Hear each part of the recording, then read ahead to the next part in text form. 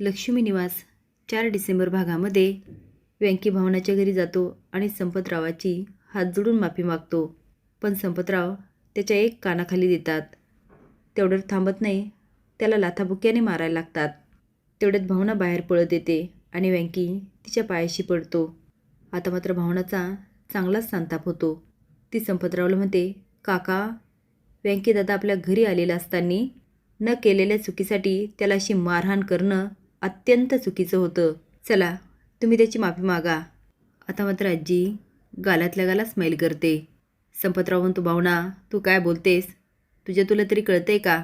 भावना म्हणते, मला चांगलंच कळतंय, पण तुम्ही काय वागताय हे तुम्हाला तरी कळतंय का? व्यंकी दादाची काहीच चूक नसताना तुम्ही त्याला मारलत. संपतराव म्हणतात, हो, कारण माझा सिद्धू ह्याच्यामुळेच आत गेला. भावना म्हणते, सिद्धिराज, व्यंकी दादामुळे आत नाही गेले, तुमच्यामुळे गेले. तुम्ही सगळ्यांनी जे काही डाव टाकले ना, ते तुमच्यावरच उलटले. सिद्धिराज जेलमध्ये गेले त्याचं मला खूप वाईट वाटतंय, म्हणून तुम्ही सगळा राग व्यंकी दादावर नाही काढू शकत. आजी मनात म्हणते, संपत, मला बोलतोस का? आता माझ्या मदतीशिवाय तू या सगळ्यामधून कसा बाहेर पडतोस मी पण बघते. भावना म्हणते, आज जर आजीने माझी मदत केली नसती तर व्यंकी दादा कधीच बाहेर येऊ शकला नसता. आता संपत त्याच्या आईकडे बघतो. सई आणि विश्वा बोलत असतात आणि जानू बघत असते. आता नेहमीप्रमाणे नटखट सई बोलते आणि निघून जाते.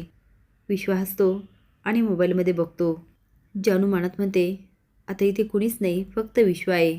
मी आत्ताच जाते आणि त्याच्याशी बोलते. हीच संधी जानू, आत्ताच त्याच्याशी बोल. ती आता मागून आवाज देते, मॅड. आवाज आणि मॅड ह्या शब्दाने विश्वा शॉकच होऊन जातो.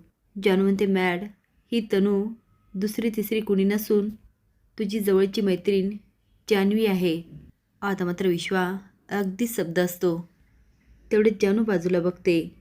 तुम्हाला काय वाटतं, हे जानूचं बोलणं साईने ऐकलं असेल का? हे कमेंट बॉक्समध्ये नक्की सांगा. धन्यवाद.